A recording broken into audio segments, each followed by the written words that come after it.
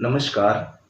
जैसा कि आप जानते हैं कि हम इस चैनल के माध्यम से हिंदी साहित्य के विविध स्वरूपों पर बात करने के लिए आप सबके समक्ष उपस्थित होते हैं। आज जिस टॉपिक को लेकर आप सबके समक्ष उपस्थित हैं, वह टॉपिक है प्रतीक। काव्य शास्त्रीय स्वरूप में बिंब, प्रतीक और अन्य जो शब्दावलियाँ हैं, उनका बहुत बड़ा योगदान है और एक महत्वपूर्ण दृष्टि के रूप में इसकी परख वहाँ की जाती है। आलोचना के क्षेत्र में इसकी अपनी एक मानकता देखने को मिलती है। तो प्रतीक पर हम बात करते हैं और प्रतीक को समझने की कोशिश करते हैं। प्रतीक सीधा-सीधा एक अर्थ है। प्रतीक को जैसे ही हम बात करते हैं तो यह अंग्रेजी के जो सिंबल है, उसी का ये पर्याय है और इसका यदि हम सामान्य जो भाषा होता है उसमें अर्थ को समझने की कोशिश करें तो इसका जो अर्थ निकल के आता है वो है संकेत, चिन्ह, प्रतिरूप इत्यादि।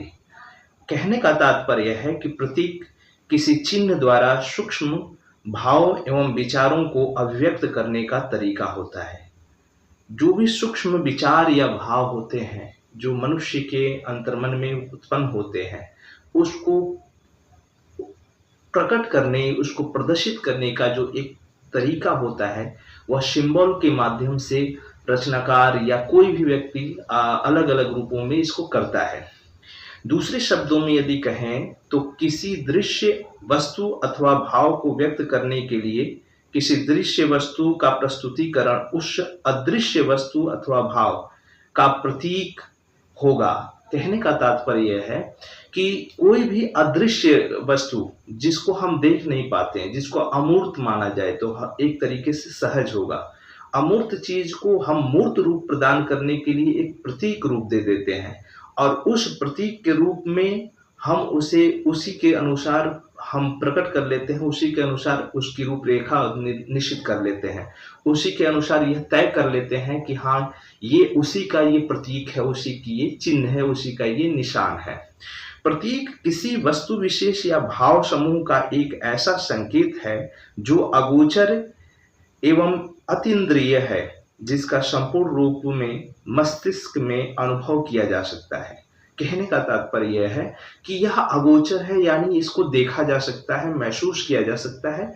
यह अलग बात है कि बहुत सारे वर्डों को, बहुत सारे भावों को एक छोटे से केंद्रित शब्दों में निरूपित कर दिया जाता है या यूँ कहें कि सिंबॉलिक के तौर पर उसको एक मानक चिन्ह दे दिया जाता है।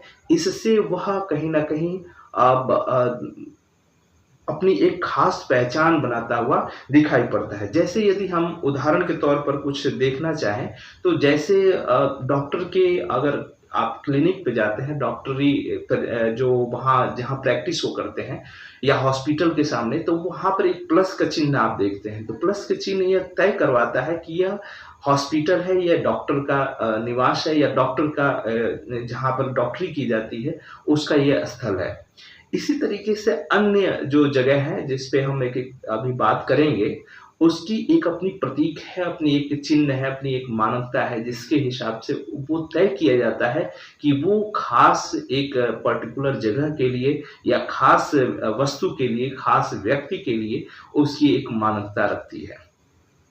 प्रतीक ऐसा शब्द चिन्ह है, शब्द चिन्ह, और वह भी ऐसा शब्द चिन्ह जो किसी वस्तु का बोध कराता है। कोई भी वस्तु जिसका बोध वो कराता है, जिसके बारे में वो बताता है, उसी को कहीं न कहीं हम शब्द चिन्ह, जो जिस शब्द चिन्ह से हम उसे व्यक्त करते हैं या जिस शब्द चिन्ह से हम उसे समझ पाते हैं, वही कहीं न कहीं प्रतीक है। प्रतीक वस्तुतः किसी सूक्ष्म भाव, विचार या अगोचर तत्व को साकार करने के लिए प्रयुक्त होता है। यानी जो अदृश्य है, जो अमूर्त है, जिसे हम देख नहीं सकते, उसे मूर्त रूप प्रदान करने के लिए कहीं न कहीं प्रतीक चिन्हों का इस्तेमाल किया जाता है और इस प्रतीक चिन्ह के इस्तेमाल करके हम आसानी से चीज़ों को समझ पाते हैं। जैसे यदि हम कुछ उदाहरणों के तौर पर समझने की कोशिश करें तो इसे सहज रूप से हम और बेहतर तरीके से समझ पाएँगे। जैसे किसी देश का जो ध्वज है उस देश की राष्ट्रीय भावना का प्रतिनिधित्व करने के कारण राष्ट्र के सम्मान एवं गौरव का प्रतीक है। किसी भी देश का जो प्रतीक, जो वहाँ का राष्ट्रीय ध्वज है, वह उस देश की मानवता है, उस देश के बारे में बताता है। जैसे हमारे भारत देश का जो इंडिया का जो तिरंगा है, 3 रंगों में प्रतिबद्ध है और वो 3 रंग अलग-अलग भावधारा को निरूपित करते हैं। तो इस तरीके से प्रतीक रूप में जो हमारे देश का एक चिन्ह है, जो हमारे देश को वर्णित करता है, वह तिरंगा है और उस तिरंगे से हमारी एक खास पहचान बनती है। इसी तरीके से क्रिकेट मैच में आप देखते हैं कि अंपायर जो होता है वो अलग-अलग भावधाराओं से या क्रियाविधि से वह एक्टिविटीज़ के माध्यम से व्यक्त करता है कि ये क्या हुआ। जैसे किसी खिलाड़ी का विकेट गिरता है तो वो अंपायर को एक हाथ उठाते हुए आप देखेंगे और इससे हम तय कर लेते हैं कि किसी खिलाड़ी का विकेट गिर गया अर्थात खिलाड़ी आउट हो गया। दूसरा, जैसे अगर वो दोनों हाथ ऊपर करता है तो इससे पता चलता है कि वो किसी खास चीज़ को प्रदर्शित करता है, जो कह सकते हैं कि अगर बल्लेबाज ने छक्का मारा होगा। तो ये अलग-अलग एक्टिविटीज़ जो दर्शाती है, इसको हम प्रतीक रूप में ये पहचान जाते हैं और यह रूढ़ हो चुकी होती है। इसको एक खास कई परंपरा से कई पीढ़ियों से ये चली आती है, इसीलिए एक तरह से ये रूढ़ हो चुकी है और ये हमारे ज़हन में भी इसको बना दिया गया है। ज़हन में भी इसको वो स्थान प्राप्त कर दिया है। इसी तरीके से राजनीतिक पार्टियों द्वारा अपनी पार्टी के पहचान के लिए सिंबॉलिक या प्रतीक चिन्हों का इस्तेमाल करना। जैसे कोई राजनीतिक पार्टी है, जैसे कमल का फूल है, ये बीजेपी की एक खास पहचान, यानी जो भारतीय जनता पार्टी है उसकी एक खास पहचान को बताती है। इसी तरह से कांग्रेस जो पार्टी है उसका हाथ का पंजा जो है वो सिंबॉलिक है। इसी तरीके से साइकिल जो है वो जो समाजवादी पार्टी है उसकी पहचान है, हाथी जो है वो बीएसपी की पहचान है, बहुजन समाज पार्टी। तो ये अलग-अलग जो सिंबॉलिक है, जो अलग-अलग प्रतीक हैं, वो अलग-अलग पार्टियों को, अलग-अलग राजनीतिक दलों को कहीं न कहीं इंगित कराते हैं, पहचान बताने की कोशिश करते हैं।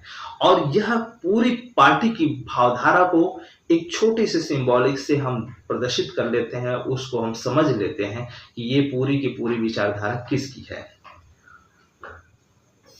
इस तरह से स्पष्ट शब्दों में हम कह सकते हैं कि जो प्रतीक होता है वह शब्द रूप में किसी अन्य अर्थ की व्यंजना करता है, अर्थात एक ऐसा अर्थ व्यक्त करता है जिस अर्थ की अपनी एक खास भावधारा है, एक अपनी खास व्यक्ति है और उस अभिव्यक्ति से हम यह तय कर पाते हैं कि इसकी अंदर की जो बनावटी है, अंदर में जो इसकी गूढ़ रहस्य है वो क्या है।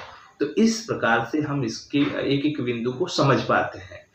प्रतीक के कुछ भेद होते हैं, उन भेदों को समझ लेते हैं कि क्या-क्या भेद होते हैं। जैसे इसके कई प्रकार हैं। पहला है भावोत्प्रेरक। भावोत्प्रेरक कहने का मतलब जिसमें भाव व्यंजना की गई है, भावों का प्रेरण किया गया है, भावों का वहाँ पर भाव व्यंजन होता है, यानी भावों को कहीं न कहीं प्रतीक चिन्ह दे दिया जाता है। जैसे कमल है, तो कमल का एक खूबसूरती के रूप में प्रयोग होता है। इसी तरह से चंद्रमा है, चंद्रमा की भी एक खूबसूरती के रूप में, प्रतीक के रूप में, जैसे हम उपमा में तुलना करते हैं, किसी के मुख को देखकर चंद्रमा के एक तुलना हो जाती है कि उसका मुख तो चंद्रमा के समान है। तो ये कहीं न कहीं जो प्रतीक के रूप में चंद्रमा, कमल, कुमुदनी, ये अलग-अलग रूप जो बने हैं, ये कहीं न कहीं भावधारा को व्यक्त करते हुए निरूपित होते हैं। इसी तरीके से जो दूसरा भेद है वो है विचारोत्पादकता। तो विचारोत्पादक जो प्रतीक चिन्ह होता है वो क्या होता है, जिसमें विचारों को व्यक्त किया जाता है, यानी कई शब्दों की एक छोटे से शब्द से कई रूप निखर के आते हैं। जैसे अगर उदाहरण रूप में हम देखें तो विभीषण यदि कहते हैं तो विभीषण का मतलब होता है जो घर का भेदी है।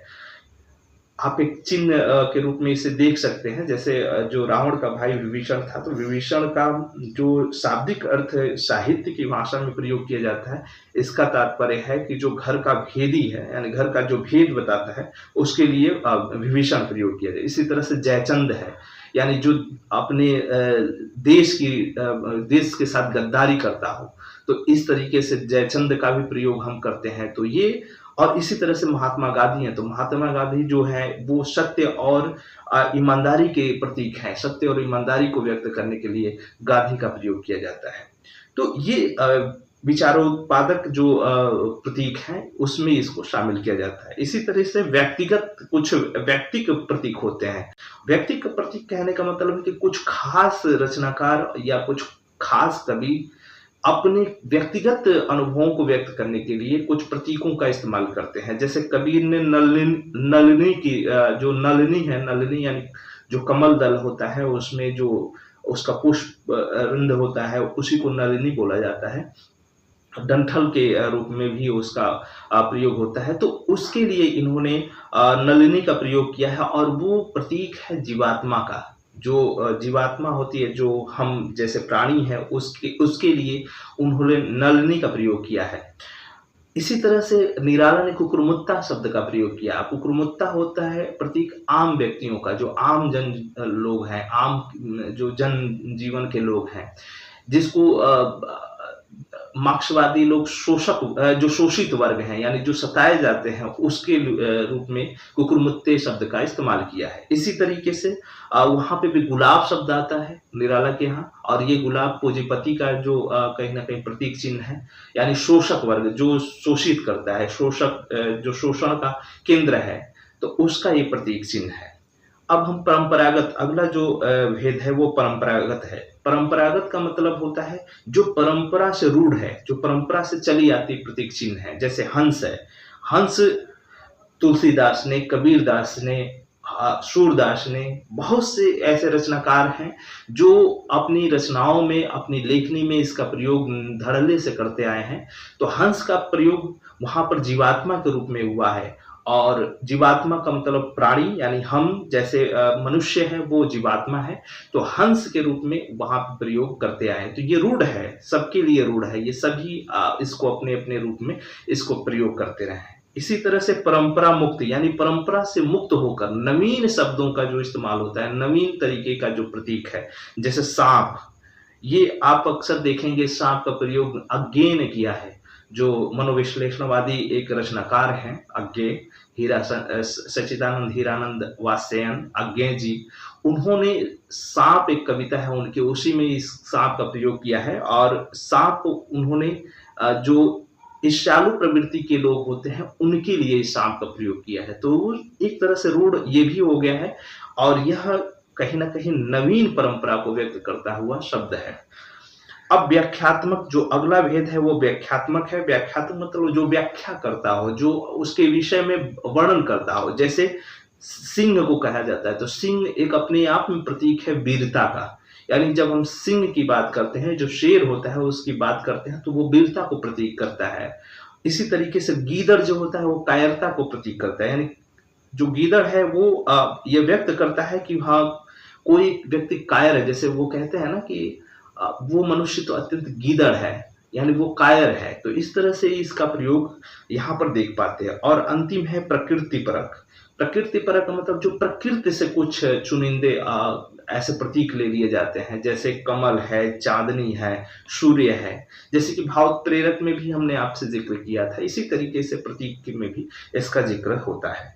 तो समग्र रूप से यह कहा जा सकता है कि जो प्रतीक भाषा का तत्व है, जो प्रतीक की जो भाषा है, वह भाव की अभिव्यक्ति को सबल बनाता है। यानी जो भाव की अभिव्यक्ति है, जो हम कहना चाहते हैं, जो विचार हम प्रकट करना चाहते हैं, उसको बल प्रदान करता है, और भावों को मूर्त रूप प्रदान करता है। यानी जो हमारे अंदर अमूर्त है, जिससे हम उसको व्यक्त कर पाने में आसानी महसूस करते हैं, तो इस आसानी को व्यक्त करने में, यानी उस परेशानी को, उस जो अंदर चल रही हलचल को व्यक्त करने में, उसे आसान बनाने में कहीं न कहीं सहयोगी भूमिका निभाता है, सहायता प्रदान करता है ये प्रतीक। तो प्रतीक चिन्हों की एक अपनी खास जो एक विचारधारा है, खास एक अपनी पहल है, वो हम यहाँ पर देख सकते हैं और समझ सकते हैं।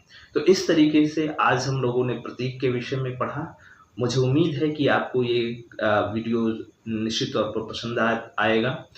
यदि किसी तरह के इसमें कोई नई चीज़ या नई शब्दावली आपको प्राप्त होती है, तो मुझे उम्मीद है कि आप कमेंट के माध्यम से मुझे भी रूबरू कराएंगे। और एक निवेदन, यदि आप इस चैनल को अब तक सब्सक्राइब नहीं किए हैं तो प्लीज़ इसे सब्सक्राइब ज़रूर करें तथा शेयर करना भी ना भूलें, ताकि और भी ज़रूरतमंद लोगों तक यह वीडियो आसानी से पहुँच पाए। धन्यवाद।